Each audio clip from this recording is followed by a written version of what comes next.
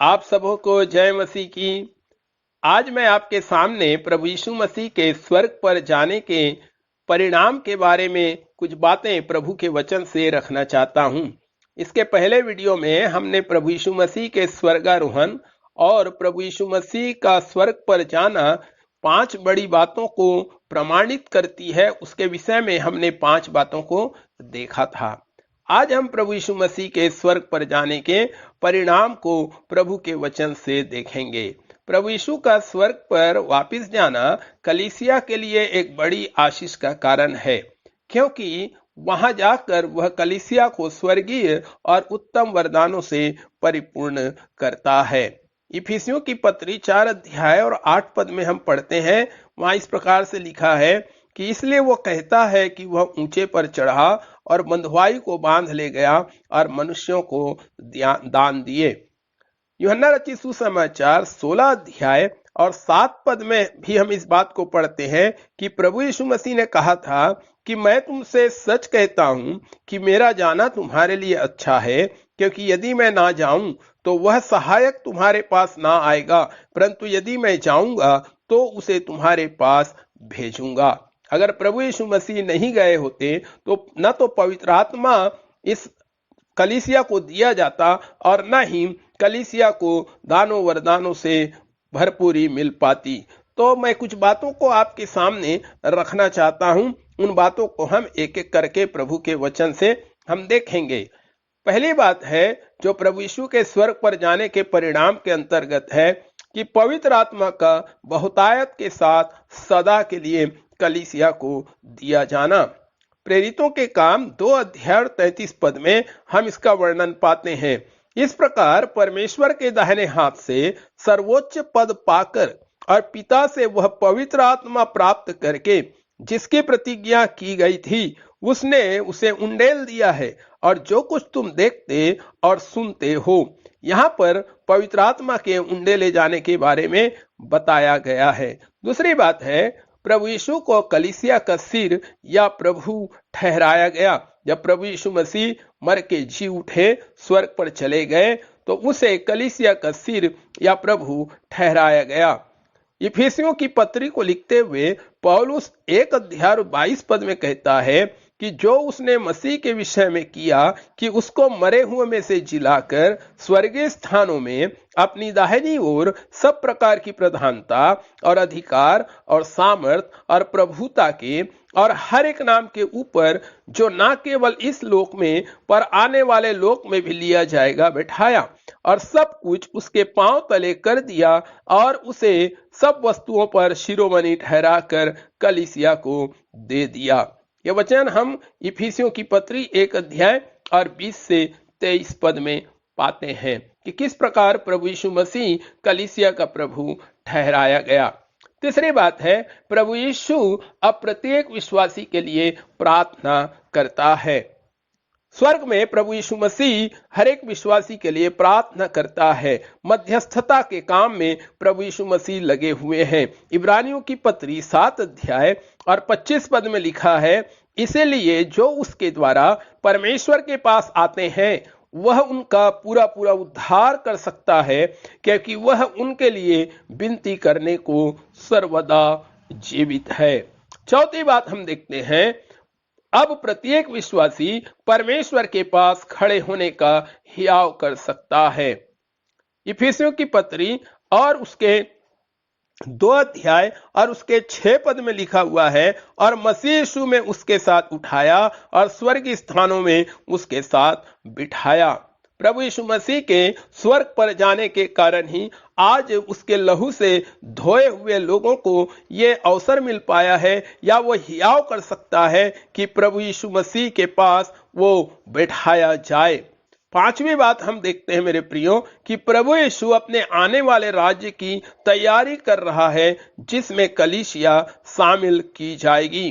प्रकाशित वाक्य 11 अध्याय और 15 पद में लिखा हुआ है, और जब 7वें दूत ने तुरही फूंकी तो स्वर्ग में इस विषय के बड़े बड़े शब्द होने लगे कि जगत का राज्य हमारे प्रभु का और उसके मसीह का हो गया है। प्रभु यीशु मसीह हमारे लिए जगह को तैयार कर रहे हैं। और मेरे प्रियो, जिसमें हम सब एक दिन शामिल होंगे। छठवीं बात है जो प्रभु यीशु के स्वर्ग पर जाने के परिणाम के अंतर्गत है, वह है स्वर्ग पर जाने से प्रभु यीशु सब चीजों को परिपूर्ण करता है जिनका संबंध कलीसिया के वर्तमान और भविष्य से है।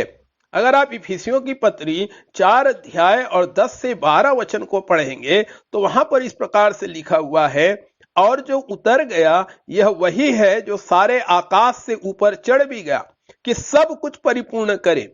और उसने कितनों को भविष्यद्वक्ता नियुक्त करके, कितनों को सुसमाचार सुनाने वाले नियुक्त करके, और कितनों को रखवाले और उपदेशक नियुक्त करके दे दिया, जिससे पवित्र लोग सिद्ध हो जाएं और सेवा का काम किया जाए और मसीह की देह उन्नति पाए। इन वचनों से हमें यह मालूम चलता है कि प्रभु यीशु मसीह अब सब चीजों को परिपूर्ण कर दिया है जिसका संबंध कलीसिया के वर्तमान और भविष्य से है। सातवीं बात हम देखते हैं कि प्रभु यीशु मसीह स्वर्गदूतों, अधिकारियों और हर प्रकार की सामर्थ को अपने अधिकार में करता है, अर्थात सब कुछ प्रभु यीशु मसीह के अधिकार में दे दिया गया।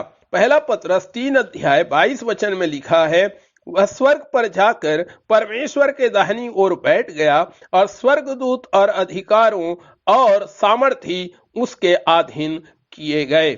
आठवीं बात है, विश्वासी प्रभु यीशु के नाम में बड़े बड़े काम करने के योग्य बन जाता है।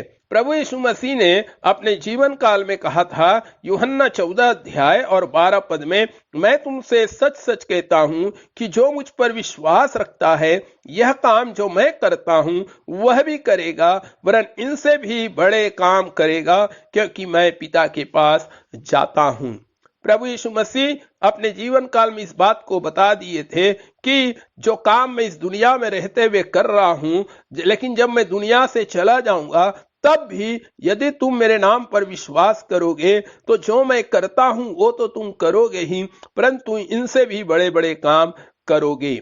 नवीं बात है जो प्रभु यीशु के स्वर्ग पर जाने के परिणाम के अंतर्गत है कि प्रभु यीशु हमारे लिए एक ऐसा स्थान तैयार करने गए हैं जो सदा काल तक रहेगा। दूसरा कुरिन्थी 5:1 में लिखा हुआ है कि जब हमारा पृथ्वी पर का डेरा सरीखा घर गिराया जाएगा तो हमें स्वर्ग में हाथों से बनाया हुआ महल नहीं मिलेगा, परंतु एक ऐसा भवन मिलेगा जो चिरस्थायी है। और यूहन्ना 14 अध्याय 1 से 3 पद में भी प्रभु यीशु मसीह ने कहा कि तुम्हारा मन व्याकुल ना हो, तुम परमेश्वर पर विश्वास रखते हो, मुझ पर भी रखो, मेरे पिता के घर में बहुत से रहने के स्थान हैं, यदि ना होते तो मैं तुमसे कह देता, क्योंकि मैं तुम्हारे लिए जगह तैयार करने जाता हूं, और यदि मैं आकर तुम्हारे लिए जगह तैयार करूं तो फिर आकर तुम्हें अपने यहाँ ले जाऊंगा कि जहां मैं रहूं वहां तुम भी रहो। अर्थात प्रभु यीशु मसीह हम विश्वासियों के लिए एक स्थान तैयार करने को गए हैं। 10वीं और अंतिम बात है कि स्वर्ग पर प्रभु यीशु का जाना आज प्रत्येक विश्वासी के लिए आशीष और भरपूरी पाने का रहस्य है, क्योंकि प्रभु यीशु मसीह ने कहा था कि मेरा जाना तुम्हारे लिए अच्छा है, और जब मैं जाऊंगा तो सहायक अर्थात पवित्र आत्मा को भेजूंगा। और पहला कुरिन्थी 12 अध्याय 8 से 11 पद में हम पवित्र आत्मा के वरदानों के विषय में पढ़ते हैं जो प्रभु यीशु मसीह ने कलीसिया के लिए दिया है, जो आज भी हमारे लिए आशीष का कारण है, कलीसिया के लिए आशीष का कारण है।